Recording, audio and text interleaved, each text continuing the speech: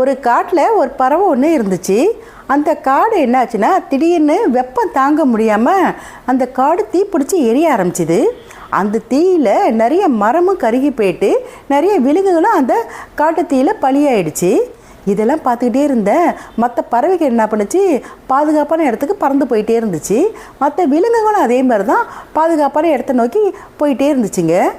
ஆனால் இந்த ஒரு பறவை மட்டும் அந்த காட்டை விட்டு அதுக்கு போக மனசே இல்லை. நம்ம இத்தனை நாள் காட்டிலே இருந்தோமே அப்படின்னு சொல்லிட்டு அந்த காட்டை விட்டு போக அந்த பறவைக்கு மட்டும் மனசே வரல. அந்த பறவை என்ன தெரியுமா பண்ணுச்சு, தன்னோட அழகால் அங்கே ஒரு ஆறு இருந்துச்சு. அந்த ஆற்றுல போய் தண்ணி எடுத்தாந்து அந்த நெருப்பில் ஊற்றுச்சு.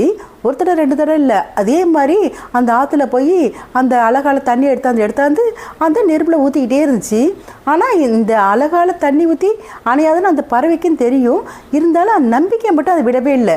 என்ன பண்ணிச்சு, தன்னோட அழகால் போய் தண்ணி எடுத்து இந்த மாதிரி தொடர்ந்து ஊற்றிக்கிட்டே இருந்துச்சு. ரவா பகலாக பக்கம் ஊற்றிக்கிட்டே இருந்துச்சு. திடீர்னு என்ன ஆச்சுன்னா அது நம்பிக்கைப்படியே நல்லா மழை பெய்ய ஆரம்பிச்சிது. நல்லா மழை பெஞ்சோன்னா அந்த காட்டு தீயே அணைஞ்சிருச்சு. அதாவது அந்த பறவையோட நம்பிக்கை மட்டும் வீண் போகவே இல்லை.